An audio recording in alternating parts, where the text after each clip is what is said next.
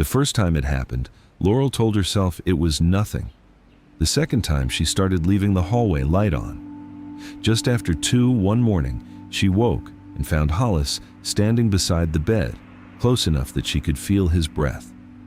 He wasn't whining, he wasn't pacing, he was just watching her, like he was waiting for her to catch up to something. She didn't remember moving. She hadn't heard herself make a sound.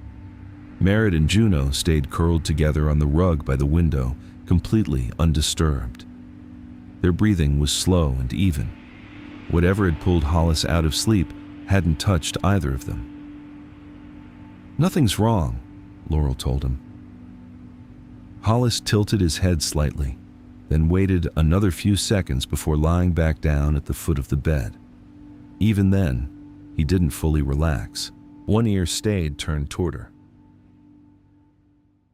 By 10 that morning, a familiar car was coming up the driveway.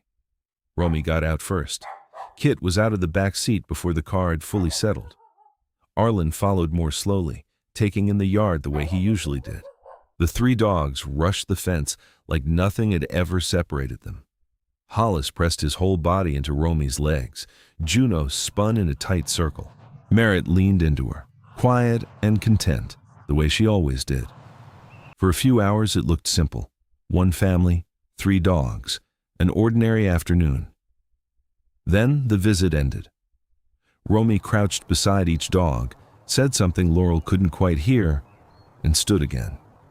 Kit handed over Juno's leash without being asked. Arlen passed Merritt's over next. Romy held Hollis's for a little longer, then she gave that one back too. A few minutes later, the car pulled away. The dogs stayed behind. Laurel stood at the fence with all 3 leashes in her hand, watching the car turn onto the main road. She had seen this enough times to know how it ended. What she still didn't understand was why a family so obviously connected to these dogs kept leaving without them, and why, of the 3, Hollis was the one who couldn't seem to stay asleep. 3 weeks earlier, Kit had been sitting on the floor of the small apartment where he lived with Romy and Arlen, surrounded by dog toys with no dogs there to use them. "Why can't we just bring them here?" It wasn't the first time he'd asked. "You know why," Arlen said, still looking at his phone. Another rental listing had just told them the same thing as the last 4, 2-pet maximum, or no pets at all. Romy didn't answer. She stood by the window, staring outside the way she did when a conversation had already happened too many times. The apartment was supposed to be temporary. For the first few weeks, that word still made sense. Somewhere around the 2nd month it stopped. A folded dog bed still sat in the hallway closet. Next to it were leashes, bowls, and a few things Romy had packed in a hurry, because at the time she thought they'd be using them again soon. Some nights she still reached for 3 bowls before remembering there was no one there to fill them for. Kit had stopped asking when the dogs were coming home. Lately, he had started asking something else. Did Hollis still remember them? Romy never knew how to answer that. She knew what she remembered. She knew what Kit remembered. But after that much time, she wasn't sure what memory looked like for Hollis, or what parts of their old routine still meant anything to him. That night, after Kit went to bed, Romy found herself thinking about another house. Years earlier. Before Laurel. Before the apartment. Before any of this had a name. She had been living alone with the boys for the first time after leaving her ex-partner for good. The house had new locks. That didn't mean her body understood that she was safe. Sleep came lightly. Some nights, barely at all. And she remembered waking once to find Hollis, barely more than a year old, standing beside the bed and watching her. Exactly the way Laurel had described over the phone that week. "He just stares," Laurel had said, "like he's waiting for something." Back then, Romy hadn't questioned it. She'd reached out, rested a hand on Hollis's head, and felt herself settle. "He knows when I need him," she used to tell the boys. Kit believed it immediately. Arlen was 10 then. He never argued with her.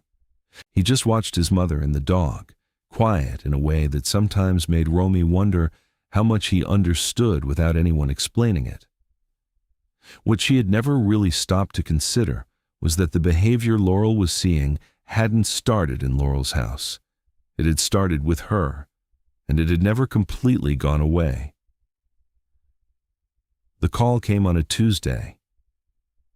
"He did it again last night," Laurel said. "Third time this month. Honestly, I'm running on the same broken sleep he is." Romy sat down on the edge of the couch. "What does he actually do?" "Gets up, comes over, stands there until I wake up too. He doesn't want food, he doesn't need to go out, he just waits. Then eventually, he lies back down." Romy was quiet. She knew that kind of silence. She had lived inside it years earlier, on more nights than she could count. "He used to do that with me," she said. There was a pause. "Back when he was younger?" "After I left my ex." Laurel didn't push. "That must have been hard." Romy told her about that first year in pieces, sleep that stayed shallow, a house that could be completely quiet while her body still reacted like it wasn't. Hollis, barely grown, starting to notice when she shifted, when she sat up, when something about the night changed. At the time, Romy had called it loyalty, instinct, a dog who somehow understood. But now, Laurel was describing the same basic behavior in another house, with another person, years later. And suddenly, the old explanation didn't fit quite as neatly.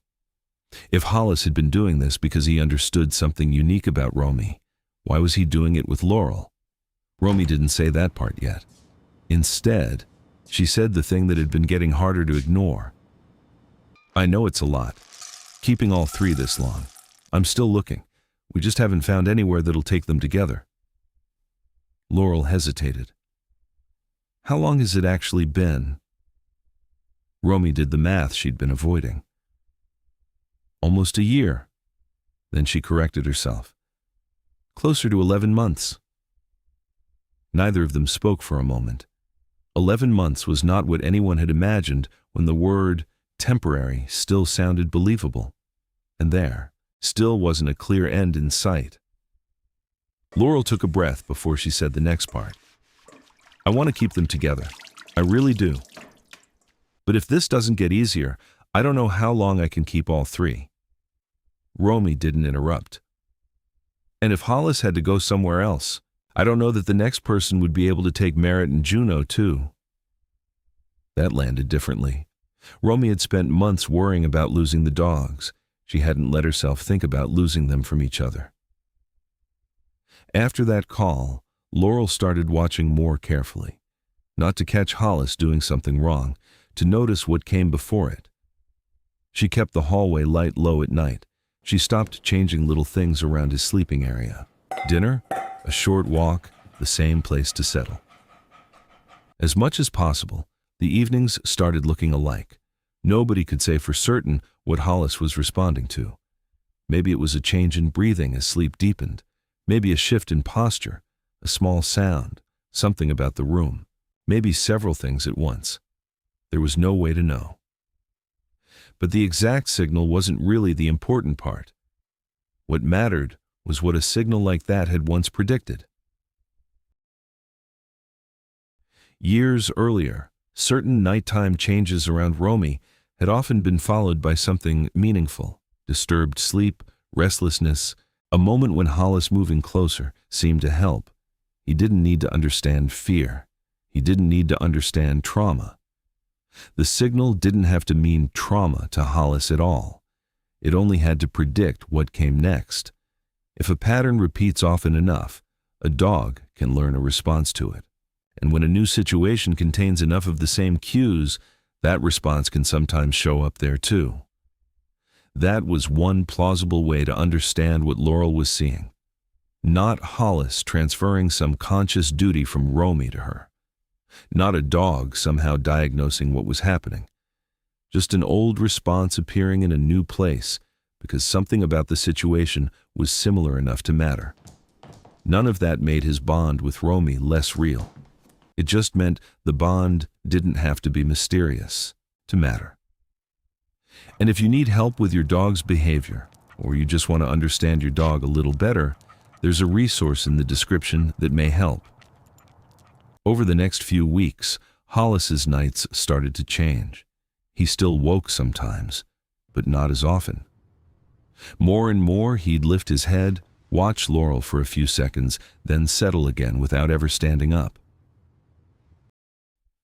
One evening, Laurel sent Romy a photo. Hollis was stretched across the living room floor, deeply asleep. Merritt was draped over his side. Juno was curled against him, snoring. Romy looked at the photo longer than she meant to. For months, she had wanted proof that he was okay. Now she had it, and underneath the relief was something she hadn't expected. If Hollis could settle this deeply without her, then what exactly was she still trying to bring home? The housing opportunity that almost worked came in the 13th month. A duplex, 2 bedrooms, a small fenced yard. On the phone, the landlord said dogs were fine. Then, Romy sent over 3 separate vet records for 3 separate Huskies. The answer changed. She didn't argue. By then, she had learned that once someone had decided 3 dogs were too many, explaining usually didn't change much. Arlen was the one who finally said what none of them had said directly. What if it's not all 3 right away? Romy looked at him. What if we find somewhere first?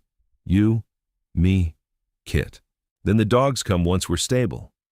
They are stable, Romy said. That's the whole point. Laurel's kept them stable this whole time. I know. I'm not saying leave them there forever. I'm saying maybe we don't have to solve everything in one move. It wasn't cruel. It was practical. And that was exactly why Romy hated hearing it. The next time she visited Laurel's, she watched Hollis differently. At first, nothing had changed. He pressed into her legs when she arrived and stayed close for the first part of the visit. But later, while Romy sat at Laurel's kitchen table scrolling through another rental listing, Hollis got up, walked across the room, and settled beside the couch. Not near Romy, not at the door, just in a spot that was clearly part of his routine now. He stayed there. For the first time, Romy saw the visit differently too. Hollis wasn't spending the whole afternoon waiting for something to change. He was comfortable enough to let the afternoon simply happen. That should have been a relief. Mostly it was. But on the drive home, another question kept coming back. If the dogs were safe, settled, and no longer struggling the way she had once imagined, was bringing them back immediately still obviously the right thing to do? Or was some of that urgency about what Romy needed the reunion to mean? Hollis, adapting, proved he could live without her. It didn't decide whether he should have to. And moving him again, even for a good reason, would still be another major change in a life that had only recently become predictable. Romy didn't find an answer that night, or the next week. 2 more months passed. She kept applying for places after work. Laurel kept walking 3 Huskies, filling 3 bowls, and following a routine that no longer took much thought. Both homes kept moving forward. Then another rental came through, further out, smaller than any of them wanted. But the landlord didn't hesitate over 3 dogs, and there was enough yard for all of them. This time, the answer stayed yes. On moving day, Laurel helped carry the last things out: dog beds, bowls, a bag of toys that had spent more than a year in a closet. At the door, she held all 3 leashes one last time. Then she handed them to Romy. 15 months, almost exactly, since those leashes had started changing hands. That night, in the new house, Romy fell asleep faster than she expected. Sometime after midnight, she shifted. Hollis woke. He lifted his head and watched her. Same pause, same old pattern. For years, that moment had been enough to get him up. This time, the room stayed quiet. Romy kept sleeping. Nothing else happened. Hollis watched for another second. Then he lowered his head and went back to sleep. The bond was still there. The vigilance didn't have to be. By the front door, 3 leashes hung from one hook. For the first time in 15 months, no one would be handing them back. Romy spent 15 months looking for a home that would take all 3 dogs rather than give them up for good. If you were in her position, would you have kept searching too, even if it meant living apart from them that long? Tell us in the comments.